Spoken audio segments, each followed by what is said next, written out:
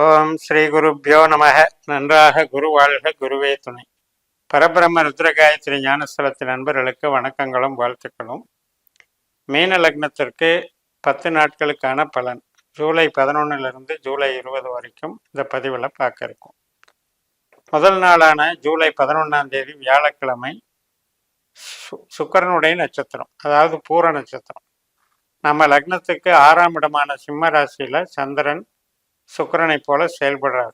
ஆனால் சுக்கிரன் 5ஆம் இடத்துல இருக்கிறதுனால இன்றைக்கு பொழுதுபோக்கு, உறவுகள் சார்ந்த நன்மைகள், படிப்பு, கலைகள், தெய்வ அனுகிரகம் இதுக்கெல்லாம் நல்லா இருக்கும். ஆரோக்கியத்துக்கு நல்லா இருக்கு.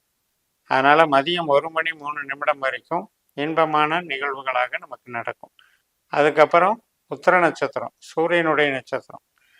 இந்த சமயத்தில் நமக்கு ஏதாவது மாற்றங்கள் சம்மந்தப்பட்ட முயற்சிகள், இடம் விட்டு இடம் போகிறது, ஒரு சின்ன ட்ரிப்பு பிரயாணம் போகிறது, இதுக்கான சாதனங்கள், டாக்குமெண்ட் சம்மந்தப்பட்ட டீலிங், இதுக்கெல்லாம் வெள்ளிக்கிழமை ஜூலை 12 சாயந்தரம் 4 மணி 8 நிமிடம் வரைக்கும் சாதகமாக இருக்குது. அதுக்கப்புறம் அஸ்த நட்சத்திரம், சந்திரனுடைய நட்சத்திரம். 7ஆம் வீட்டில் சந்திரனாக செயல்படுறாரு. 3ஆம் வீட்டில் இருக்கிற குரு ரோகிணின்னு சொல்லக்கூடிய இன்னொரு சந்திரனுடைய நட்சத்திரத்தில் இருக்காரு. 7ஆம் வீட்டில் கேதுவும் சந்திரனுடைய நட்சத்திரத்தில் சந்திரன் கேதுவாக இருக்காங்க. அப்போ திருமண காரியம், வரன் பார்க்கறது, குழந்தை பிறப்பு, வீட்டுக்கான சுபகாரியங்கள், இதுக்கெல்லாம் நன்மைகளை தரக்கூடிய நல்ல நாளாக அமையக்கூடியது. ஐடி லைனில் இருக்கவங்க, கமிஷன் துறையில் இருக்கவங்க, ஸ்மார்ட் ஒர்க் பண்ணுறவங்க எல்லாத்துக்கும் இன்னைக்கு சிறப்பாக இருக்கும். வளர்ச்சிகள் நன்றாக இருக்கும். இது அஸ்த நட்சத்திரம் சனிக்கிழமை நைட்டு 7 மணி 14 நிமிடம் வரைக்கும் இருக்குது. ஜூலை 13 முழுக்க நமக்கு இது உறவுகள் சார்ந்து, ஸ்மார்ட் ஒர்க்கு சார்ந்து, இன்பம் சார்ந்த நிகழ்வுகள் நடக்கும். அதுக்கு மேலே சித்திரை நட்சத்திரம், அதாவது ஞாயிற்றுக்கிழமை ஜூலை 14 ஃபுல்லாக 8ல் சந்திரன். 8ஆம் வீட்டில் சந்திரன் இருந்தாலே கொஞ்சம் யோசித்து தான் வேலை செய்யணும். அதிகமான ரிஸ்க் எடுக்கக்கூடாது. பிரயாணங்களில் கவனமாக இருக்கணும். இரவு நேர பிரயாணங்களும் ஜாக்கிரதையாக இருக்கணும். அதே நேரத்தில் பேச்சு வார்த்தைகளில், குடுக்கல் வாங்கலில் கவனமாக இருக்கணும். வம்பு வழக்குகளில் ஈடுபடக்கூடாது. செவ்வாய் கிரகம் நமக்கு சூரியனுடைய நட்சத்திரத்தில் 3ஆம் வீட்டில் இருக்கார். அதனால் 3ஆம் வீட்டில் டாக்குமெண்ட் சம்மந்தப்பட்ட வீடு. அதனால் கொஞ்சம் அது சார்ந்த விஷயங்களில் எச்சரிக்கையாக இருந்துக்கோங்க. சில பேருக்கு இடமாற்றங்கள் தானாக அமையும். மறுநாள் திங்கட்கிழமை ஜூலை 15 சுவாதி நட்சத்திரம். 8ஆம் வீட்டில் சந்திரன் ராகு மாதிரி செயல்படுறாரு. அதனால் இன்றைக்கும் கொஞ்சம் கவனமாக கையாளணும்.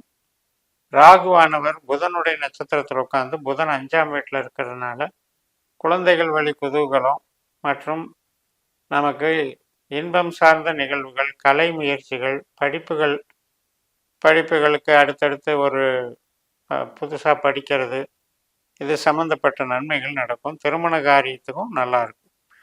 ஜூலை 16 விசாக நட்சத்திரம், குருவனுடைய நட்சத்திரம். மாற்றங்களுக்கு தகுந்த ஒரு ஈடுபாடுகள் நன்மை தரும். அதே போல் ஒரு அக்ரிமெண்ட் போடுறது, ஒரு பிரயாணம் போயிட்டு வர்றது, இதுக்கெல்லாம் நன்மைகள் கொடுக்கும். நம்மளுடைய கருவிகள் சம்மந்தப்பட்டதுக்கும் நல்லது நடக்கும். மறுநாள் அனுச நட்சத்திரம் ஜூலை 17 விருச்சிக ராசிக்கு சந்திரன் மாறிடுறார். புதன்கிழமை அன்னைக்கு சனியினுடைய நட்சத்திரம். சனி நமக்கு பிறை சனியாக 12ல் இருந்தாலும் கூட குருவோட நட்சத்திரத்திற்குனால பெருசாக பாதிக்காது. நல்ல நன்மைகள் தான் நடக்கும். அதனால் ரொட்டீன் ஒர்க்கு பண்ணுறதுக்கும், புது நபர்களை சந்திக்கிறதுக்கும், தெய்வ அனுகூலம் வாங்கிறதுக்கும், கம்யூனிகேஷனுக்கும், ஆவணங்களுக்கும் நல்ல நாள். ஜூலை 18 கேட்டை நட்சத்திரம். இன்றைக்கும் குழந்தைகள் நலம், சந்தோஷமான நிகழ்வுகள், கலை ஆர்வம், இதுக்கெல்லாம் நல்லா இருக்குது. தொழில் பலம், உத்தியோக பலத்தில் சிறப்பாக இருக்குது. மனசுக்கு ஏற்ற மாதிரி நிகழ்வுகள் சாதகமாக அமையும். திருமண கொடுப்பினை, திருமணம் சம்மந்தப்பட்ட காரியங்கள், சுபகாரியங்களுக்கும் நல்லது பண்ணும். ஜூலை 19 வெள்ளிக்கிழமை மூல நட்சத்திரம். நமக்கு 10ஆம் வீட்டில் தனுசு ராசியில் கேதுவுடைய நட்சத்திரத்தில் சந்திரன் வராரு. கேது 7ஆம் வீட்டில் சந்திரனுடைய நட்சத்திரத்தில் கன்னி ராசியில் இருக்கார். அப்போ இது வந்து தொழில் சார்ந்த நன்மைகளை கொடுக்கக்கூடிய நல்ல அமைப்பு தான். ஆனால் அதே நேரத்தில் புது கஸ்டமர்கள்ட்ட கொஞ்சம் எச்சரிக்கையாக இருக்கணும், ஜாக்கிரதையாக இருக்கணும். அதாவது ஒரு நம்பத்தகுந்த வகையில் இருக்கிற ஒரு விஷயத்தை மட்டும்தான் செய்யணும். எதை கண்மூடித்தனமாக நம்பி செய்யக்கூடிய காரியங்கள் நமக்கு ஏமாற்றம் தருங்கிறதுனால இந்த நட்சத்திரம் கேதுவை போல செயல்படும். கேது வந்து நமக்கு தொழில் பலத்தை கொடுத்தாலும் கூட சந்திரனும் கேதுவும் பரிவர்த்தனை வாங்கிக்கிறாங்க. அதனால நமக்கு சாதகமா பாதகமாங்கிறத சூழலை ஆய்வு பண்ணி நம்ம பயன்படுத்தணும். அதே போல ஜூலை 20ஆம் தேதி சனிக்கிழமை பூராட நட்சத்திரம், சுக்கரனுடைய நட்சத்திரம். இன்னைக்கு வந்து நமக்கு சில தடுமாற்றங்கள் இருக்கும், ஆசிலேஷன் மைண்ட் இருக்கும், புது முயற்சிகள் எடுக்கலாமான்ற யோசனைகள் இருக்கும். அதுக்கெல்லாம் வந்து கொஞ்சம் நமக்கு முயற்சிகள் பண்ணாலும் கூட தடைகள் வருதுன்ற ஒரு பயமும் இருக்கும். அதனால் அதையெல்லாம் இன்னைக்கு எந்த ஒரு முயற்சியையும் நாம் முன்னெடுக்காமல் தள்ளி போட்டுட்டு இருக்கிற ரொட்டீன் ஒர்க்கை மட்டும் பாருங்கள்.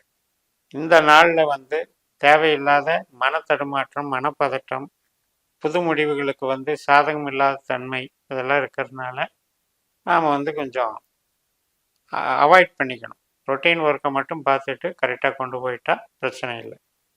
மீன லக்னத்தில் பொறுத்த வரைக்கும் சுக்கிரன் அப்படிங்கிறவர் நல்லா இருக்கணும். ஜாதகத்தில் வந்து கட்டத்தில் வந்து நல்லா இருந்தது அப்படின்னா உங்களுக்கு அந்த தசாபுத்தி அந்தரம் வரும்போதெல்லாம் பணவரவும் தொழில் பலமும் வளர்ச்சிகளும் நன்றாக இருக்கும். இப்போ தற்காலத்தில் கோச்சாரத்தில் சுக்கிரன் வந்து நமக்கு 5ஆம் வீட்டில் இருக்கார். அது வந்து அவ்வளவு சிறப்பு இல்லை. 5ஆம் வீடுங்கிறது வந்து உயிர் பற்றான ஒரு விஷயம். அதனால் பொருள் பற்றான தொழில் பாவத்திற்கு அது நல்லது பண்ணுறது அமைப்பில் இல்லை. அதனால் உற்பத்தி சார்ந்த தொழில்கள் மற்றும் புது முயற்சிகள் இதில் எல்லாம் வந்து கொஞ்சம் ஆர்வத்தை குறைச்சிக்கணும். இந்த சுக்கிரன் வந்து மாறுற வரைக்கும் பொருளாதாரம் சார்ந்து கொஞ்சம் மந்தமாக இருக்குங்கிறதையும் நம்ம புரிஞ்சுக்கணும். அதே நேரத்தில் நமக்கு நடக்கக்கூடிய திசா புத்தி அந்தரங்கள் சுக்கிரனுடைய நட்சத்திரத்தில் இருந்து நடத்தும் போது அது நமக்கு நன்மைகளை தரும். அதில் வந்து ஒன்றும் மாற்றம் இல்லை, வளர்ச்சிகள் நன்றாக இருக்கும். அதே போல் நமக்கு பாதிப்பை தரக்கூடிய கிரகம் அப்படின்னு பார்த்தீங்கன்னா மெயினாக ராகு எடுத்துக்கணும். ராகுவையும் குருவையும் எடுத்துக்கலாம். இப்போ இந்த குருவும் ராகுவுமே இப்போ வந்து நல்ல இடத்துல இருக்கிறதுனால நமக்கு பெருசாக பாதிப்பு இல்லை. ராகு வந்து லக்னத்தில் இருந்தாலும் கூட அந்த நினைவு அலைகள், சிந்தனையில் வந்து ஏற்படக்கூடிய ஒரு எண்ண அலைகள், மாற்றங்கள் தான் கொஞ்சம் நமக்கு டிஸ்டர்ப் பண்ணுமோ இல்லையா, அது இருக்கிற இடத்தின் மூலம் அது வந்து பெரிய இடைஞ்சல்களை பண்ணுற அளவில் இருக்காது. ஆனாலும் கேது 7ஆம் வீட்டில் இருக்கிறது, ராகு லக்னத்தில் இருக்கிறது கொஞ்சம் நமக்கு மைனஸ் தான். அது வந்து கணவன் மனைவி உறவு ஆகட்டும், நம்ம அன்றாடம் சந்திக்கக்கூடிய நபர்களாகட்டும், புதுசாக யாரையாவது நம்பி செயல்படக்கூடிய விஷயங்களாகட்டும், அது நம்ம எச்சரிக்கையாக இருந்து பயன்படணும். இதெல்லாம் நம்ம ஜனன ஜாதகத்தினுடைய திசாபுத்தி அந்தரத்தை பொறுத்தது. நம்மளுடைய சிஸ்டத்தில் பாஸ்கர் அஸ்ட்ராலஜியில் நட்சத்திர சூத்திர முறைப்படி கணித்து 12 பாவ உபநட்சத்திர அதிகாரிகளை கண்டுபிடிச்சி ஜோதிடத்தை பயன்படுத்தினீங்கன்னா உங்களுடைய கேள்விகளுக்கு சரியான பதில் கிடைக்கும். உங்களுடைய காரியங்களை சரியான முறையில் வடிவமைத்துக்கலான்னு சொல்லி நிறைவு செய்கிறேன். இந்த சேனலை சப்ஸ்கிரைப் பண்ணி ஷேர் பண்ணுங்கள். உங்கள் தனிப்பட்ட ஜாதக பலாபலன்களை என்னுடைய வாட்ஸ்அப் நம்பரில் தொடர்பு கொண்டு பலன் பெறுங்கள். உங்களிடமிருந்து விடைபெறுகிறேன். உங்கள் JMS. நன்றி, வணக்கம்.